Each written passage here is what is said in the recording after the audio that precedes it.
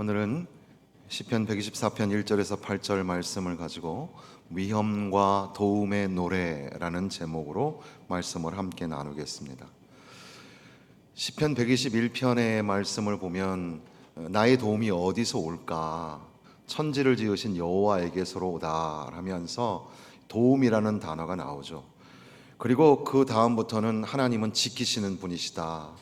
안에서도 지키시고 밖에서도 지키시고 너의 출입을 지키시고 너의 영혼도 지키신다. 그래서 시편 121편의 제목은 도움과 지킴의 노래라고 할 수 있을 겁니다. 그런데 지금 오늘 우리가 읽고 있는 시편 124편의 말씀에도 끝에 보면 우리의 도움은 천지를 지으신 여호와의 이름에 있도다 하면서 시편 121편과 비슷한 맥락을 가지고 있죠. 그런데 도움만 나오는 것이 아니라 위험에 빠질 수 있었다라는 이야기를 합니다. 그래서 이제 이 노래의 제목은 도움과 위험, 위험과 도움의 노래라고 지으면 어떨까? 어떤 학자는 3절, 4절에 그들의 분노가 불길같이 일었다라는 표현이 있어요. 그리고 그때의 물이 우리를 휩쓸어 버렸다. 그래서 불길과 물길의 노래라고 하기도 합니다. 어쨌든 저는 이 말씀을 위험과 도움의 노래라는 제목으로 여러분들과 함께 말씀을 나누기를 원하는데요. 시편 124편 1절에 보면 이스라엘은 이제 말하기를 이라고 되어 있죠. 이것은 사실은 이스라엘이여 자 말해봐라 이런 뜻입니다. 때로는 하나님 앞에 드리는 예배는 침묵이지만 그러나 때로는 하나님 앞에 예배는 대답이어야 합니다. 그래서 오늘 우리는 하나님 앞에 대답할 준비가 되어 있어야 해요. 하나님 앞에 고백을 하는 겁니다. 그래서 이렇게 우리 전도회가 나와서 주님을 찬양하는 것이 제가 밑에 앉아서 들으면서 이것이 저 권사님들의 믿음의 고백이 되었으면 좋겠다. 그러면서 이 찬양하면서 아픈데도 다 나았으면 좋겠다. 뭐 그런 기도를 밑에서 드렸는데 이렇게 우리가 하나님 앞에 찬양을 통해서 기도를 통해서 고백을 하잖아요. 마찬가지로 이렇게 시인은 이스라엘 회중을 향하여서 한번 대답해봐라 이렇게 말하는 겁니다. 그러면서 이제 가정법을 말하는데 히브리어의 가정법에 룰라 이런 말이 있어요. 만약에 그렇다면 이런 말인데 그게 두 번 나오죠. 룰레 하는 말이 두 번이 나와요. 만약에 여호와께서 우리 편에 계시지 아니하셨더라면 어떻게 되었을까? 또 만약에 사람들이 우리를 치러 올라올 때 여호와가 우리 편에 계시지 아니하였더라면 어떻게 되었을까? 때로는 신앙의 가정이 필요하다는 겁니다. 만약에 이런 일이 일어났더라면 어땠을까? 이런 생각을 한번 해보자는 겁니다. 그런데 오스왈드 챔버스라는 목사님이 계세요. 그분은 스펄전 목사님의 설교를 듣고 10대 때 은혜를 받고 이 예술과 고고학을 에딘버러에서 공부하다가 이 던이라는 신학교에 가서 이제 신학을 공부하고 목사님이 되시는데 비록 그가 43세라는 당시에는 아주 옛날이니까 맹장이 터져가지고 죽는 경우가 있잖아요. 그렇게 해서 젊은 나이에 죽게 되지만 그러나 그가 남긴 주님은 나의 최고봉이라는 아주 유명한 책이 있어요. 그 책을 만든 저자이기도 하고 그분이 남긴 몇 가지 글 중에 시편에 관한 묵상이 있는데 시편 124편의 이 말씀의 묵상에 이런 글이 있더라고요. 위험을 예측하는 것은 단순히 가정이 아니라 지혜이다. 우리를 둘러싸고 있는 위험을 가늠해 보아야 하는 이유는 피하지 않으면 언젠가는 발생할 위험이기 때문이다. 이렇게 말합니다. 그러니까 시편 124편에 만약에 이렇게 되었다면 이런 말이 그냥 단순한 가정이 아니라 이것은 지혜다.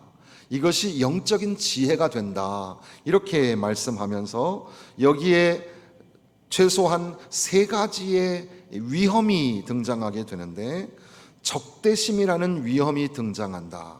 그들이 노여움을 가지고 맹렬히 우리를 삼키려고 하고 그들이 우리를 치려고 일어날 때에 사람들의 적대심의 위험성에 경고를 하고 있는 거죠.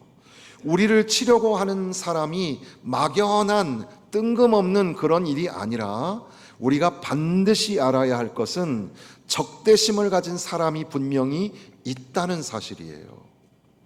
우리가 하나님의 백성으로 예수 그리스도의 제자로 살 때 그냥 같이 살 수 있으면 살고 이런 게 아니라 아예 너무 미워가지고 우리를 어떻게든지 죽이려고 하고 어떻게든지 집어삼키려고 하는 적대심으로 똘똘 뭉쳐있는 사람들이 분명히 있다는 겁니다.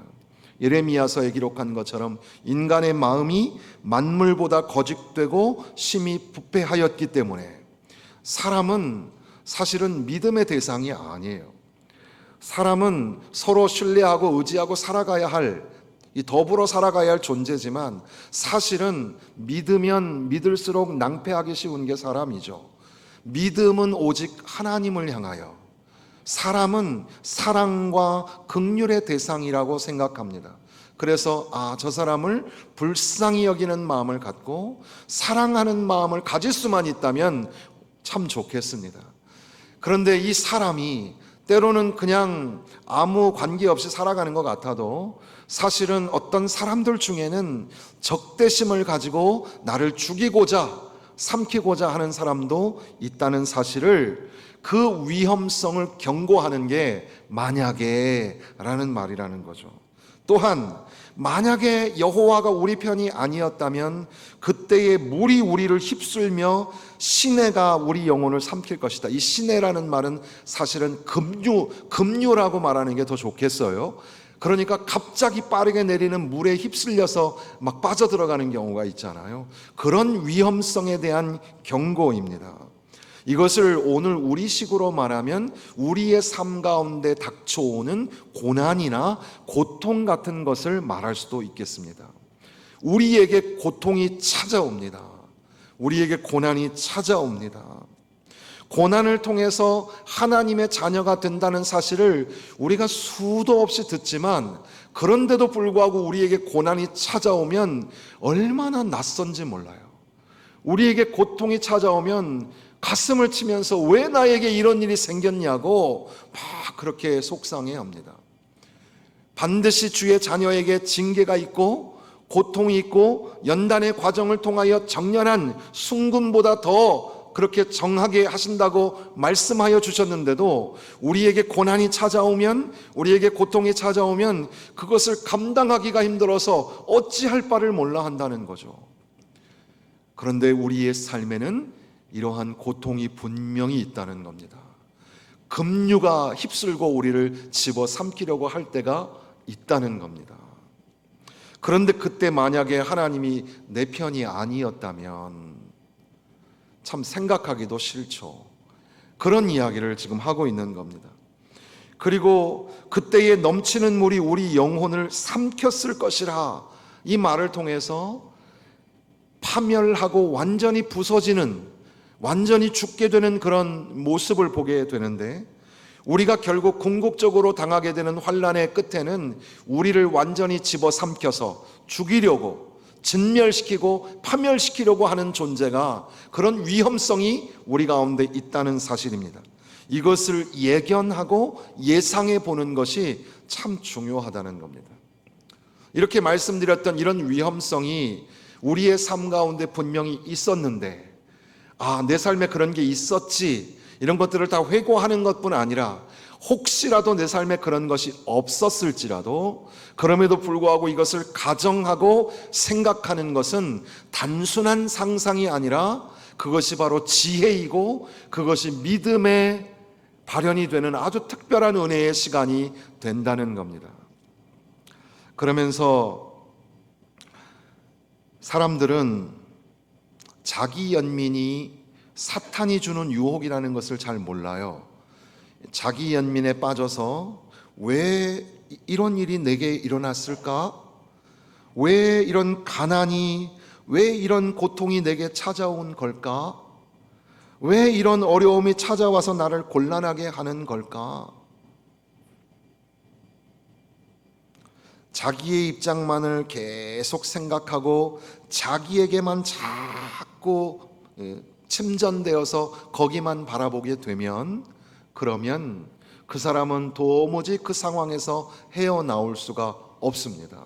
오히려 우리의 눈을 들어서 여호와 하나님을 바라볼 때, 하나님의 큰 뜻을 깨닫게 될 때 비로소 이것이 하나님의 크신 역사 가운데 있는 거구나, 하나님의 크신 작품의 한 부분이 바로 내 인생에 닥친 고난이구나, 이런 것들을 생각할 수 있죠.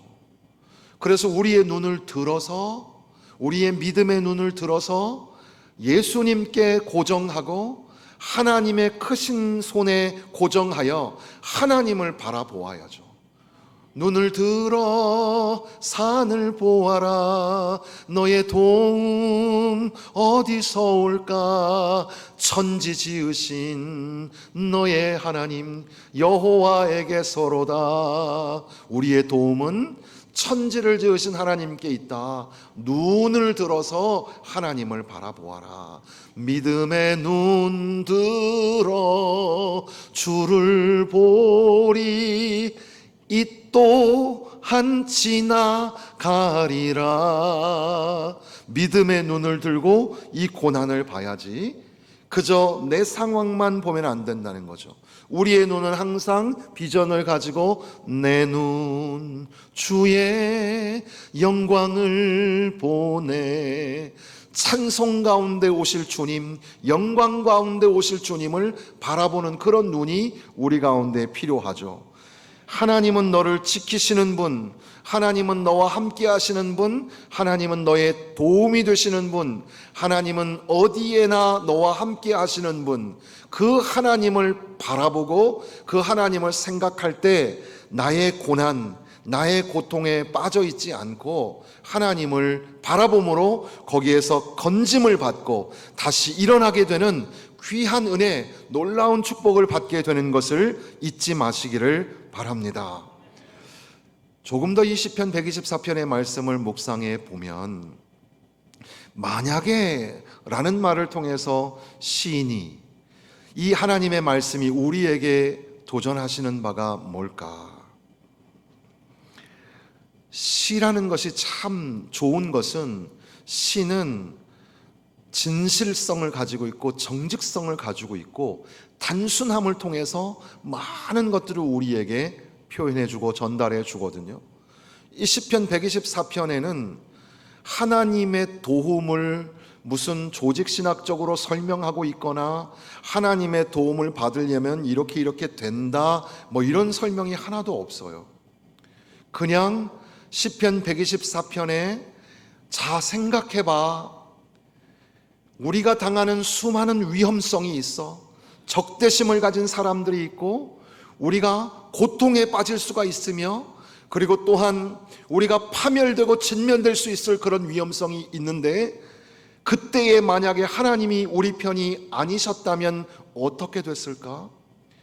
불같은 노여움이 우리를 집어삼켰을 거고, 물같은 그런 급류가 나를 집어삼켰을 거며, 이 사냥꾼의 올무에 새가 갇혀가지고 이제 죽었구나, 이제 끝장났구나, 그런 생각을 하게끔 하는 그런 상황이 벌어지지 않았을까? 그런데 하나님이 내 편이 되셨어. 하나님이 우리 편이 되신 거야. 그래서 내가 거기에서 그 특별한 위험성에서 건짐을 받았으며 살아나게 되었다고 그렇게 고백을 하고 있는 겁니다.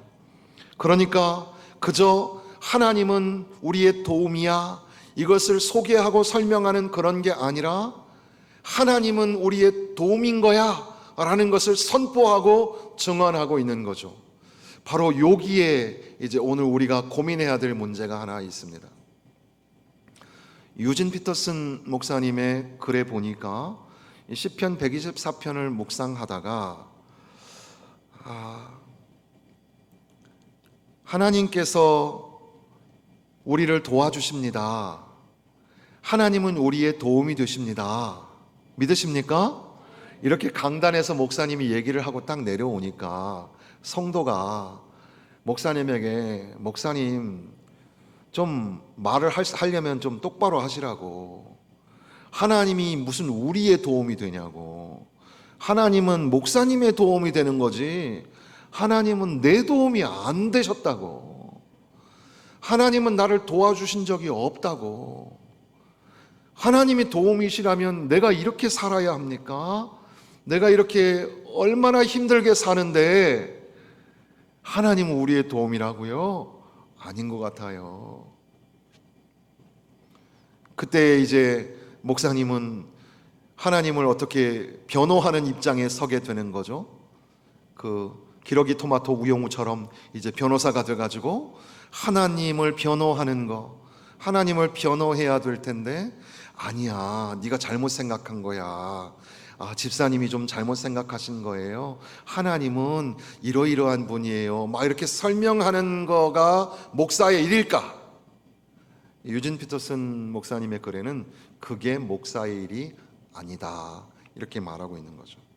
하나님은 나의 변호 따위는 필요 없는 분이시기 때문에 그렇다는 겁니다. 하나님은 욥의 고난 중에 등장하시고 나타나시며, 또한 사도 바울과 이사야의 글에 나타나시지만, 그렇다고 해서 그것을 우리가 이리저리 변호하고 설명해야 되는 분은 아니라는 사실이죠. 오히려 시편 124편에 나오는 말씀처럼 활기차고 확신이 넘치는 그런 진실성을 가지고 하나님이 우리의 도움이 되신다는 사실을 선포하고 선언하는 것만 하면 된다는 겁니다. 그리고 이 회중은 이제 하나님 왜 나에게 이런 고난이 있습니까? 이것을 물을 것이 아니라, 하나님 어떻게 하면 우리의 도움이 천지를 지으신 여호와의 이름에 있습니다 라고 내가 고백할 수 있을까요? 이런 생각을 해보라는 겁니다. 그러니까 여러분도 여러분의 삶에 닥치는 고난 때문에, 고통 때문에, 목사님 말씀은 맞는데 내 삶에는 주님이 도와주시지 않는 것 같아요, 이런 생각이 들잖아요. 그런데 조금 상황을 바꿔서, 어떻게 하면 하나님 내가 오늘 이 시간에 나의 도움은, 우리의 도움은 천지를 지으신 여호와께 있으며 여호와의 이름에 있습니다라고 내가 고백할 수 있을까요? 이렇게 하나님 앞에 좀 질문을 드리면서 궁금해하면서 이 말씀을 들어야 하는 거죠. 그런데 여기에 보면은 마치 사람들이 우리를 치러 일어날 때에, 또 그들이 막 노여움을 가지고 우리에게 맹렬하게 달려들 때에 산채로 우리를 삼키려고 하였다. 그래서 어떤 글에는 무시무시한 용이나 바다의 괴물 같은 것들이, 이제 오늘날의 신화적 개념에서는 물과 삼키는 것이 조금 다른 개념이지만, 옛날 이 성경의 세계관에서는 그런 물속의 괴물 같은 게 나타나서 확 삼키는 것과 우리의 삶에 당하는 고난을 잘 연결해서 이해할 수가 있었다고 해요. 그래서 오늘 우리도 조금 그 이해를 좀 빌어서, 마치 무시무시한 바다괴물이 와서 나를 확 삼키려고 하는 것처럼, 또는 홍수가 나를 휩쓸어 가지고 막 밀려 내려가게 하는 것처럼, 그런 위험한 순간이, 그런 재앙이 나에게 닥칠 때 시인이 나는 그럼에도 불구하고 편안하게 행복하게 조용하게 살았어요, 그런 걸 말하는 게 아니라, 시인이 지금 어려움을 당한 그 경험을 가지고, 환난과 고난의 그 아픈 감정을 가지고 노래하고 있는 겁니다. 그때에 하나님이 내 편이 아니었다면 그때에 나는 완전히 죽었을 거야. 그때에 하나님이 나와 함께 계시지 않았다면 나는 완전히 급류에 휩쓸려 가지고 빠져 죽었을 거야. 그런데 하나님이 내 편이셨어. 하나님이 내 편이시기 때문에 내가 살게 된 거야. 그것을 고백하고 있는 거죠. 그러면서 유진 피터슨 목사님의 글을 조금만 더 인용해서 각색을 좀 한다면, 목사로서 자기는 위험천만한 일을 하고 있다. 이렇게 막 위험을 무릅쓰고 자기의 직업을 해야 하는 그런 사람들 있잖아요. 경찰관이나 군인이나 소방관이나 이런 위험한 일을 하는 분들이 있는데, 그런 부류가 아닌 목사인 나도 위험천만한 일을 하고 있다라고 말하면서, 뭐가 위험천만한 일이냐? 오늘 이 시대에 그리스도인으로 사는 게 위험천만한 일이라는 겁니다. 왜 그럴까요? 솔직히 우리의 눈으로 하나님을 본 적이 없어요. 무엇이든지 분석하고 통계를 내는 이런 과학적인 세상 속에서 하나님을 만나본 적도 없고, 눈을 마주친 적도 없고, 목소리를 들어본 적도 없어요.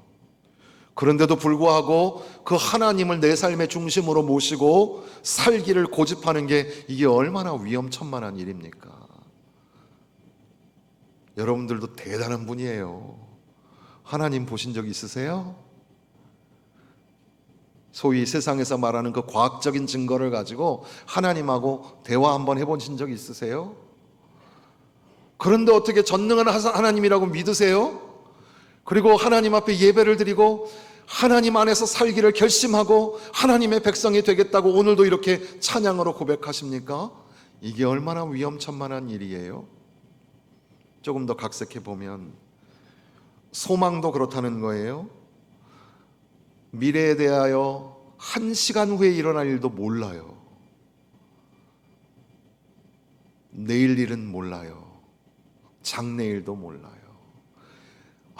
대단한 분이에요. 1시간 후에 일어날 일도 모르면서 어떻게 하나님을 의지하고 산다는 건지. 사랑도 자신 없어요. 내가 다른 사람을 사랑하며 살 수 있을까? 정말 그럴 수 있으세요? 왜 사랑하려고 머리로는 다 알겠는데 그 사람만 생각하면, 그 일만 생각하면 왜 화가 날까요? 왜 용서가 안 될까요? 이게 얼마나 위태한 길을 걷고 있는 거죠? 그래서 이 목사님은 이 모든 것이 위태롭다. 나는 항상 실패의 위기 속에 산다. 나는 용의 입속에서 살고 홍수의 위험 속에서 산다. 그리스도인이 된다는 것이 얼마나 어려운가. 나에게나 당신에게나. 그런데 시편 124편은 이러한 위험을 부각시키면서, 위험을 막 강조하면서, 그러나 이 위험이 중심 주제가 아니라 도움이 중심의 노래라고 말하는 겁니다. 위험과 도움의 노래인데 사실은 이 124편의 배경은 위험이에요. 그러나 이 124편의 배경 가운데 움직이는 주인공은 뭐냐 하면 도움이라는 거죠. 위험이 있지만 도움을 주시는 하나님이 계시다고, 바로 그 하나님이 내 편이고 당신 편이라고 그렇게 말씀하고 있는 겁니다. 위태할 때나 태평할 때나 좋을 때나 그렇지 않을 때나 하나님은 언제나 내 편이셨는데, 한번 생각해 보자는 거죠. 그렇게 삶이 위태하고 어려울 때 하나님이 내 편이 돼서 여기까지 오게 되었고, 하나님이 나를 살려주셔서 오늘 여기까지 오게 되었습니다. 마치 올무에 걸린 새가 공포감을 느끼면서 나 죽었거나 짹짹거리다가 갑자기 그 올무에서 빠져나갈 구멍이 없었는데 갑자기 문이 열리고 그 올무가 끊어져서, 그래서 새가 자유롭게 날아가게 된 거예요. 이게 얼마나 깜짝스러운, 얼마나 놀라우신 은혜입니까? 그래서 시편 124편의 뒷부분에는 우리 영혼이 그렇게 벗어나게 되고 자유를 얻은 것처럼 우리의 도움은 천지를 지으신 여호와의 이름에 있도다.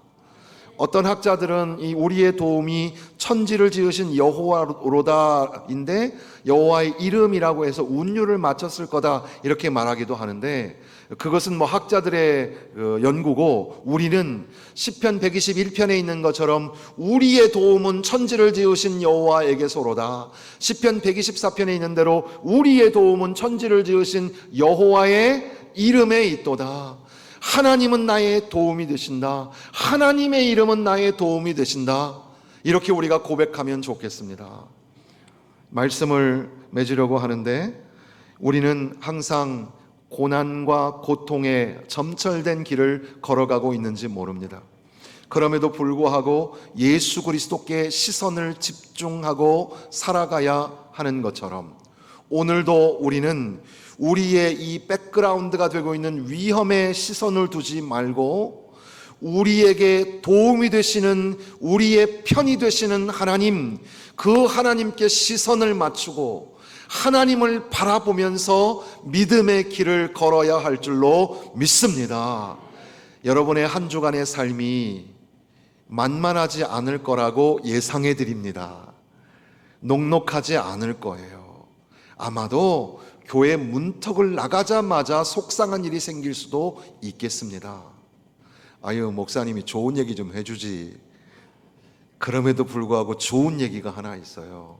그건 여러분 백그라운드예요. 하나님의 큰 역사에 있어서 그냥 배경일 뿐이에요. 하나님은 여러분을 도와주실 줄로 믿습니다. 하나님이 함께하여 주실 줄로 믿습니다. 여러분을 불 속에서도 건져주시고 물 속에서도 건져주실 줄로 믿습니다. 어떤 환난이 와도 하나님이 붙잡아 주시고 여러분과 동행하여 주실 줄로 믿습니다. 그러므로 하나님을 바라보면서 이번 한 주간도 믿음으로 승리하시기를 주님의 이름으로 축원합니다.